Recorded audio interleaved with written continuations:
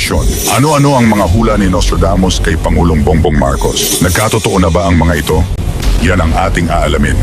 Sagsagan ng kampanya para sa Halalan 2022, isang quote ang biglang naging viral sa social media. Isang tila makasaysayang hula na umano'y isinulat ni Nostradamus. Ayon dito, in the 57th year of the 19th century, the peace of justice and the blood of love from the blessed land of the Oriental Pearl in Asia, an innocent boy shall be born. Marami ang agad na nag-ugnay nito kay Ferdinand Marcos Jr. na ipinanganak noong 1957 at itinuturing na anak ng isang makapangyarihang leader mula sa perlas ng silangan, ang bansag sa Pilipinas. Ayon sa mga kumalat na interpretasyon, ang peace of justice ay tumutukoy sa kanyang imahe ng pagkakaisa, unity, samantalang ang blood of love ay simbolismo ng kanyang pagiging anak ni Ferdinand at Imelda Marcos, dalawang kilalang personalidad sa kasaysayan ng bansa. Gayunman, pinabulaanan ito ng mga eksperto at mga institusyon tulad ng Rappler at iba pang fact-checking groups. Ayon sa kanilang pagsusuri, walang matibay na ebidensyang nagpapatunay na ang quote na ito ay totoong isinulat ni Nostradamus. Wala rin ito sa mga dokumentadong kopya ng Le Prophéties, ang kilalang aklat ng kanyang mga hula. Lumalabas na ito ay isang modern fabrication, isang quote na isinulat sa kasalukuyan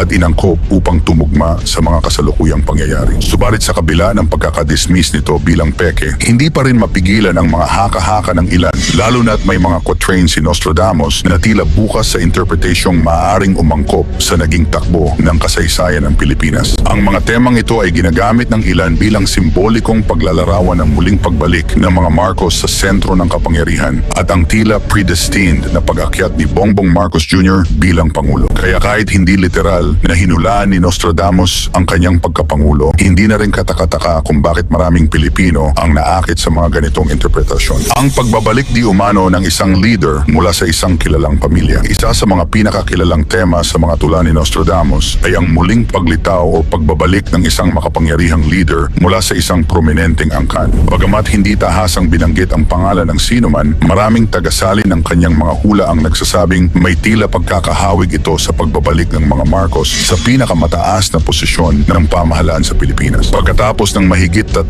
dekada mula nang mapatalsik si dating Pangulong Ferdinand Marcos Sr. noong 1986, muling bumalik sa Malacanang ang kanilang pamilya sa pamamagitan ng pagkakahalal ni Ferdinand Bongbong Marcos Jr. bilang ika-17 na Pangulo ng Pilipinas noong 2022. Para sa maraming Pilipino, ito ay tila isang historical full circle mula sa isang pamilya na minsang tinutulan ng taong bayan, ngayon ay muling pinagkatiwalaan ng kapangyarihan. May ilang tagapag-interpret ng mga hula ni Nostradamus ang nagsasabing ito raw ay tumutugma sa kanyang pahayag tungkol sa isang leader na mula sa isang dinastiya babalik matapos ang mahabang pagkaligaw ng kanyang lahi. Sa paningin ng ilan, ang linya raw na ito ay maaaring sumasalamin sa pagbabalik ng isang anak ng dating hari na sa konteksto ng Pilipinas ay maaaring ituring bilang pagbabalik ni BBM bilang anak ng isang dating pinuno. Pagbabago ng kapangyarihan sa Timog Silangang Asya. Sa ilang mga quatrains ni Nostradamus, may mga binanggit siyang mga lugar sa silangan o mga isla ng dagat na sinasabing magkakaroon ng malaking pagbabago sa liderato. Sa modernong panahon, sinasabi ng ilang tagapagpaliwanag na ang mga ito ay posibleng tumutukoy sa mga bansa sa Timog Silangang Asya, kasama na ang Pilipinas. Ang pagbabalik ng isang controversial na apelido sa pinakamataas na posisyon sa bansa ay ikinokonekta ng ilan sa mga hula ng pagbabago ng kapangyarihan sa rehiyon. Ayon sa ilang haka-haka, ang Pilipinas ay may malaking papel sa geopolitika ng Asya,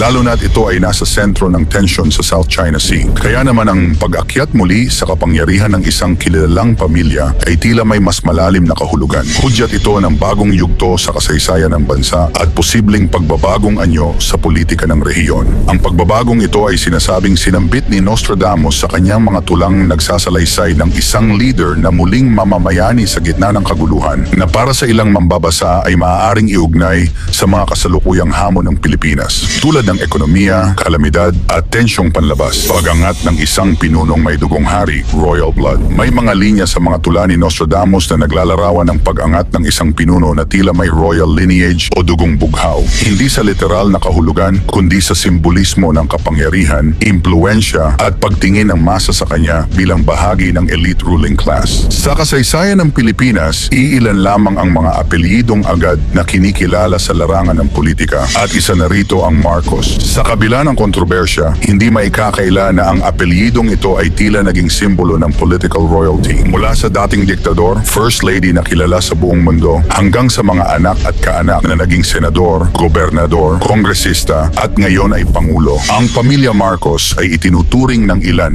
bilang isa sa mga dinastiyang pampolitika ng bansa. Kaya naman, ang ilang modernong tagapagpaliwanag ay iniuugnay ang isa sa mga hula ni Nostradamus tungkol sa isang leader na pinanganak sa ilalim ng isang bituin ng kapangyarihan na muling hihirangin sa panahon ng kaguluhan sa pagtaas ni Bongbong Marcos bilang pangulo. Ang kanyang pag-angat ay sinasabing sumasalamin sa pagbabalik ng isang tagapagmana ng trono, isang simbolikong larawan ng dugong bughaw sa modernong konteksto. Pagmulat ng mga mamamayan, isa sa mga pinakakagilag-gilalas na linya mula sa mga quatrain na iniuugnay kay Nostradamus ay ito: "The silent voice shall rise, a new age of truth from lands once blinded." Ang linyang ito, bagamat hindi direktang tumutukoy sa isang tiyak na bansa, ay sinasabing sumasalamin sa pag-usbong ng kamalayan at panibagong yugto ng paggising ng mga mamamayan, lalo na sa mga lugar na matagal nang pinatahimik na paniwala o naisantabi sa ilalim ng makapangyarihang sistema. Ayon sa ilang modernong tagapagpaliwanag, maaaring tumukoy ito sa tinatawag na political awakening o mass realization na magaganap sa iba't ibang panig ng mundo, kabilang ang Pilipinas taong 2025. Sa konteksto ng ating bansa, ito ay maaaring iugnay sa pagdami ng mga taong nagsisimulang magtanong,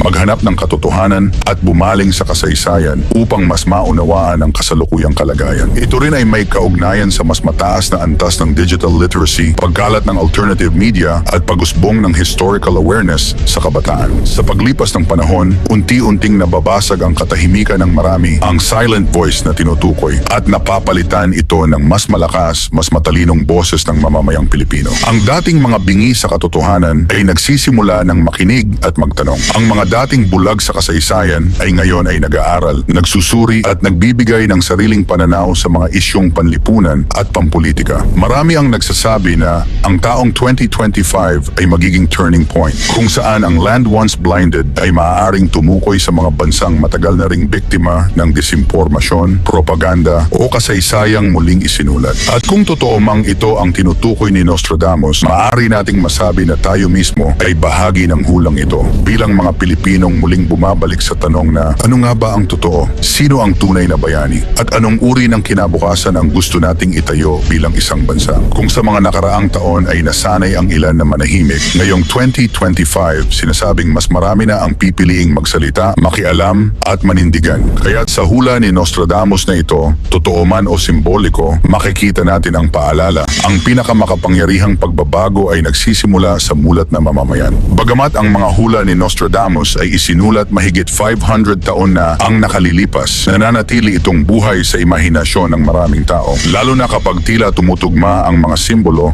sa mga pangyayari sa kasalukuyan. Mangyari man o hindi ang mga hula, isa lang ang dapat nating paniwalaan at sampalatayanan.